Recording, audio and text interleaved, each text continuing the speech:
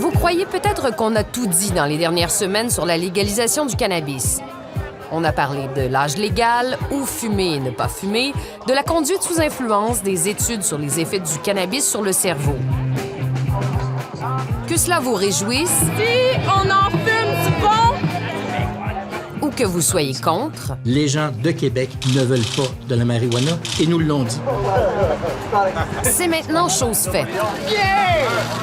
L'une des promesses électorales phares du gouvernement de Justin Trudeau est devenue réalité. Nous avançons avec le contrôle, la réglementation, la légalisation de la marijuana Une question de santé et de sécurité publique, martèle-t-il. pour enlever les profits au crime organisé. On a confié à Santé Canada le pouvoir de décider qui peut produire du cannabis.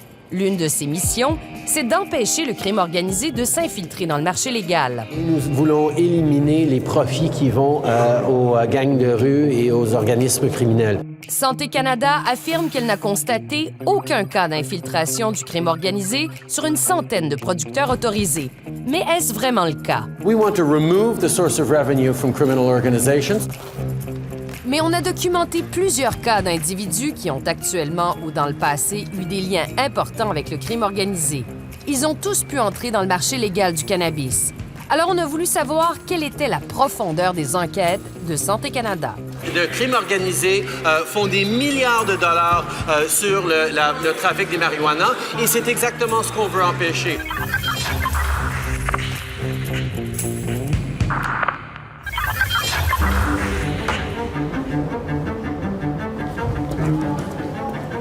Nous sommes le 5 juin, à quelques mois de l'entrée en vigueur de la loi pour légaliser le cannabis. Ce jour-là, à Ottawa, Claude Carignan, sénateur conservateur, arrive au Parlement. Il rejoint ses collègues qui passent en revue le projet de loi. On essaie d'améliorer le projet de loi en proposant des amendements qui vont corriger les lacunes qu'on a identifiées. Claude Carignan s'apprête à proposer à ses collègues un changement important au projet de loi sur le cannabis. J'ai préparé un amendement qui a pour objectif d'assurer une plus grande transparence au niveau des compagnies de production et également éviter l'usage de paradis fiscaux pour se cacher dans les paradis fiscaux. Claude Carignan est très inquiet de la légalisation du cannabis parce qu'il a réalisé qu'avec les contrôles qui existaient dans le cadre du cannabis à des fins médicales, il n'y avait rien de plus facile pour le crime organisé que de contourner les enquêtes de Santé Canada. Mon objectif à moi, c'est d'éviter que le crime organisé puisse continuer à agir dans le trafic de drogue et qu'il s'en serve, par exemple, pour blanchir de l'argent.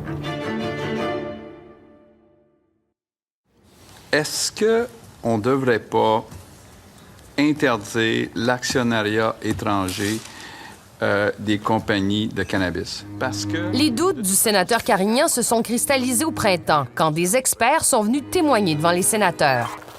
Par exemple, l'avocate et fiscaliste Marois Risky, avant de faire le saut en politique au Québec, est venue leur expliquer les trous béants dans les enquêtes de Santé Canada.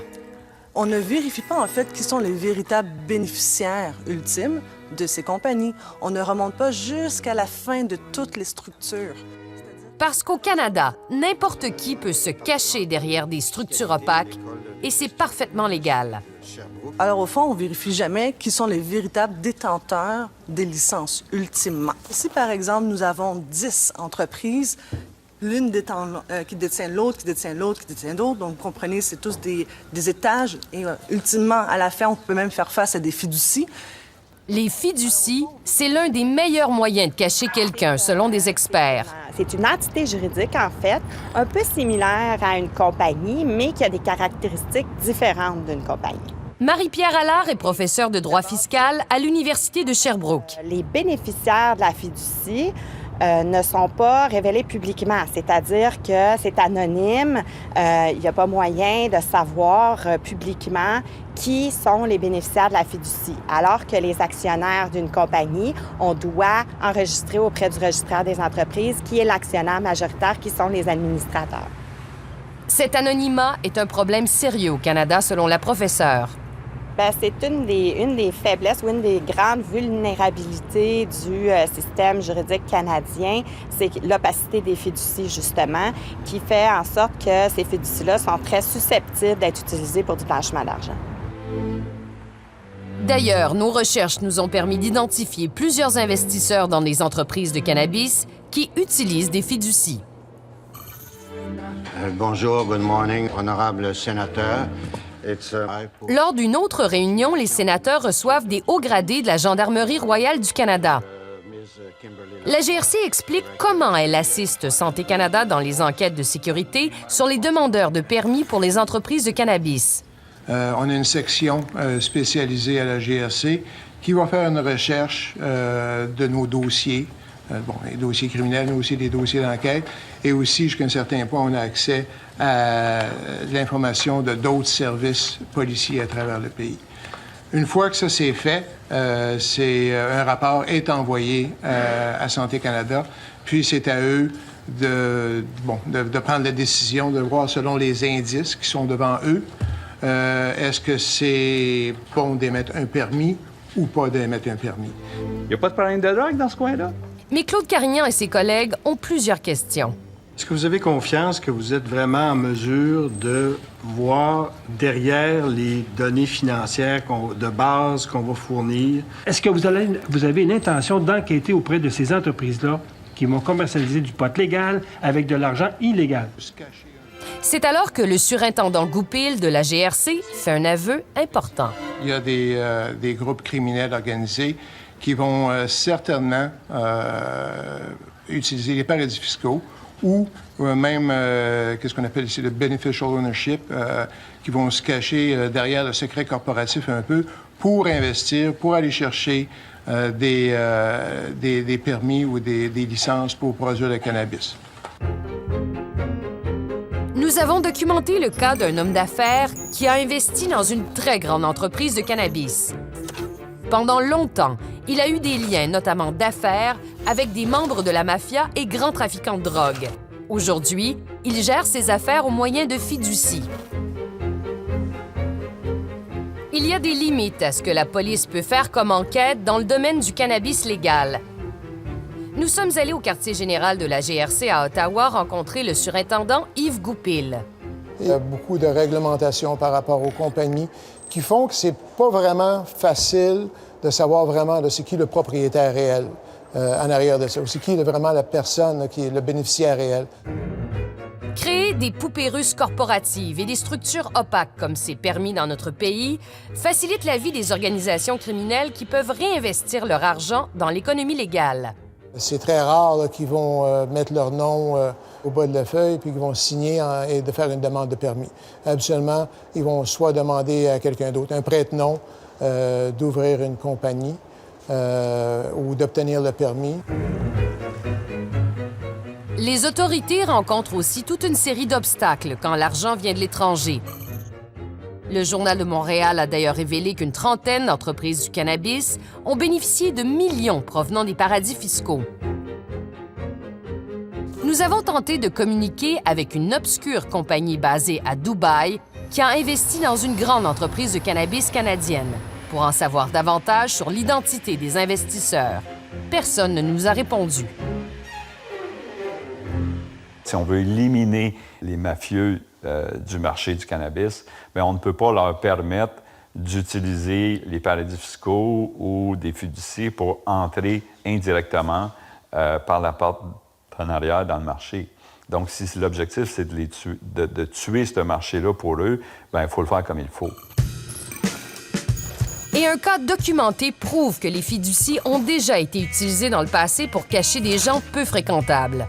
Dans les années 2000, l'entreprise OMG Media, qui vendait des poubelles à des villes comme Montréal et Toronto, a nié avec force avoir des liens avec Vito Rizzuto, le parrain de la mafia. Il conduisait pourtant une voiture appartenant à la compagnie.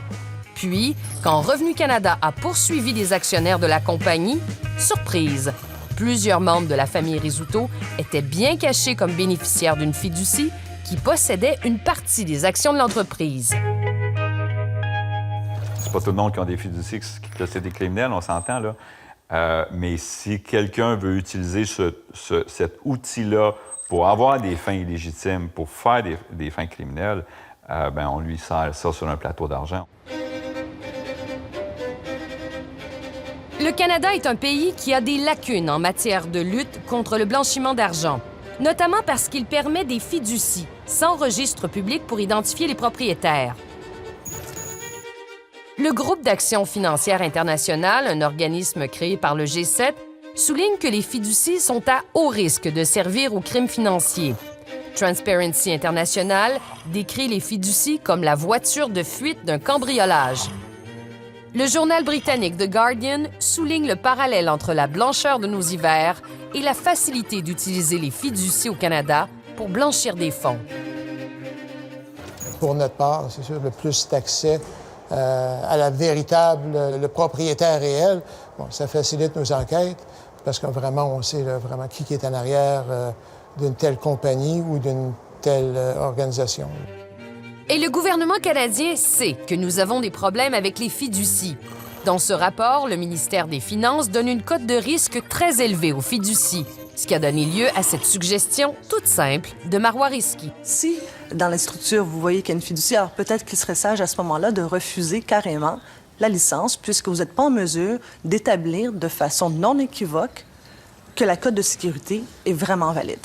The question is as follows. It was moved by the Honourable Senator Carignan, seconded by the Honourable Senator Andrechuk, that Bill C-45 be not now read a third time, but that it be amended. May I dispense? Le 5 juin, les sénateurs sont de retour pour débattre de la proposition du sénateur Carignan, qui veut obliger plus de transparence dans l'industrie du cannabis. Réussira-t-il à faire adopter son projet? L'honorable sénateur Carignan CP, the Honourable Senator Andrechuk, the Honourable Senator Tkachuk, the Honourable Senator MacDonald. Est-ce que le gouvernement souhaite réellement des contrôles qui empêchent le crime organisé d'entrer dans l'industrie légale? On en parle tout de suite après la pause.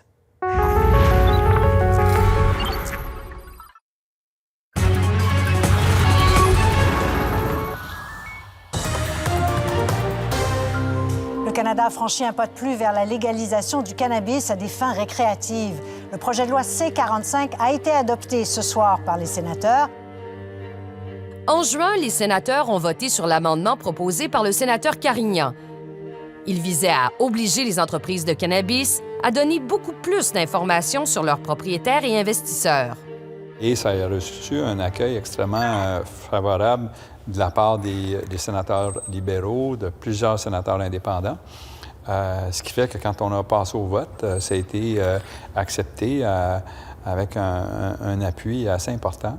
Mais le suspense, c'est vraiment de savoir comment le gouvernement va réagir à ces nombreux amendements. Il y en a 46. À quelques mois de la légalisation, les sénateurs ont envoyé la balle dans le camp de Justin Trudeau. Acceptera-t-il de demander plus de transparence à l'industrie?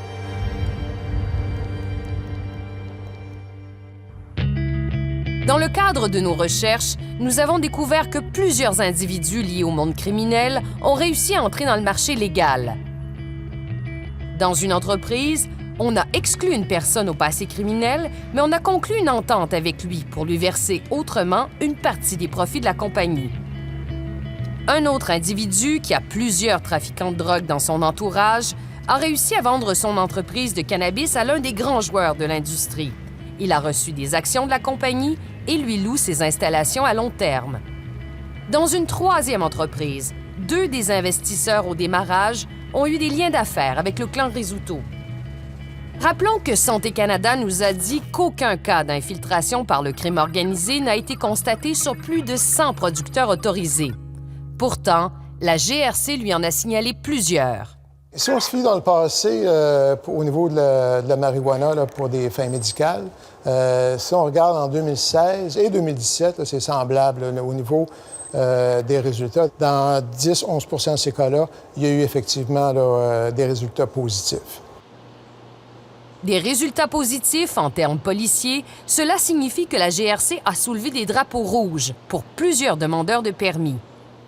C'est vraiment là, des associations criminelles, une personne qui va être associée à des individus qui ont des casiers judiciaires, surtout au niveau de criminalité organisée. Là.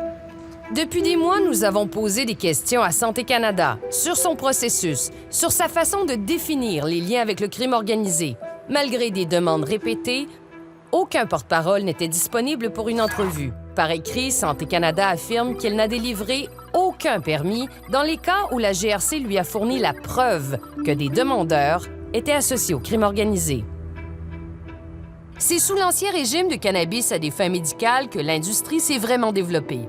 Pendant toute cette période, de 2013 à la légalisation en vente libre cet automne, Santé Canada ne regardait que la première couche corporative des demandeurs de permis. Or, plusieurs entreprises sont comme des poupées russes, une compagnie qui en détient une autre, avec parfois une structure complexe et opaque, comme nous l'avons vu plus tôt. Mais Santé Canada n'a pas regardé plus loin que la grosse poupée. Le crime organisé est intelligent, il s'organise, il s'adapte. Donc, c'est certain que s'il y a une personne qui a un casier judiciaire, c'est pas cette personne-là qu'ils vont mettre pour demander la licence. Il faudrait être complètement naïf pour penser ça. La GRC nous explique qu'elle fait de son mieux, mais que le volume de demandes est grand et que les ressources sont limitées. À un moment donné, on ne peut pas avoir un système complètement blindé. Si le crime organisé a une opportunité de faire un profit, ils vont l'exploiter. Vous ne pouvez pas partir une grosse enquête pour chacun. Là. Non, une grosse enquête, absolument pas. Comme je dis, je ne suis même pas au courant du nombre de demandes qu'on a. Je peux vous dire qu'il y a un grand nombre de demandes, que ce soit au niveau, puis, comme je dis, au niveau cannabis ou au niveau autre, il y a beaucoup de demandes. Donc, on pourrait tout simplement pas là, se permettre. L'industrie du cannabis a vertement critiqué le projet d'amendement des sénateurs qui leur demandait davantage de transparence. À l'Université d'Ottawa, la criminologue Lynn Beauchesne, qui étudie la légalisation des drogues depuis des décennies, comprend la position de l'industrie. Je trouve que soit que tu me dis que tu le fais pour toutes les industries qui s'installent au Canada, mais pourquoi particulièrement pour l'industrie du cannabis? Elle souligne que le but des enquêtes et des exigences de Santé Canada, ce n'est pas de combattre le blanchiment d'argent, mais d'offrir un cadre rassurant sur la qualité des produits canadiens et d'empêcher le marché noir. Nous, on ne va pas se mettre à avoir 600 policiers, 600 comptables pour voir s'il n'y a pas là-dedans des dollars qui proviennent de ci ou de là. Nous, on va vous assurer qu'il n'y a pas de produits de mauvaise qualité non contrôlés qui proviennent de cette industrie. Le Corps médical canadien vous a alerté. Claude Carignan a gagné la bataille de rallier ses collègues du Sénat, mais il a perdu la guerre. Le gouvernement Trudeau n'a pas adopté la proposition. Le gouvernement Trudeau rejette 13 des 46 amendements soumis par le Sénat au projet de loi sur la légalisation du cannabis. Tous les amendements majeurs ont été rejetés. Par exemple, celui qui visait à créer un registre public d'investisseurs dans l'industrie pour limiter l'infiltration du crime organisé. Le gouvernement voyait une trop grande intrusion dans la vie privée des actionnaires. Donc moi, j'étais un peu déçu par cette réponse-là. Et malheureusement, l'amendement est tombé. Le gouvernement a cédé sur un point important. Dans son nouveau règlement, les enquêtes iront plus en profondeur dans les compagnies. On va ouvrir la poupée russe, mais jusqu'à un certain point, et bien après que l'industrie ne se soit très bien développée. Claude Carignan, lui, reste déçu. Il croit que le crime organisé a tout loisir de s'implanter dans l'industrie et que c'est probablement déjà fait. Je pense que c'est trop facile. C'est trop facile de quelqu'un de mauvaise foi qui utilise l'outil légitime d'une fiducie ou d'une compagnie pour se cacher, pour faire des activités légitimes. On lui sert ça sur un plateau d'argent, c'est trop facile. Santé Canada aura beau dire qu'aucune infiltration du crime organisé n'a été constatée dans l'industrie du cannabis, la réalité, c'est que dans certains cas, le gouvernement ignore complètement à qui il a vraiment donné des permis.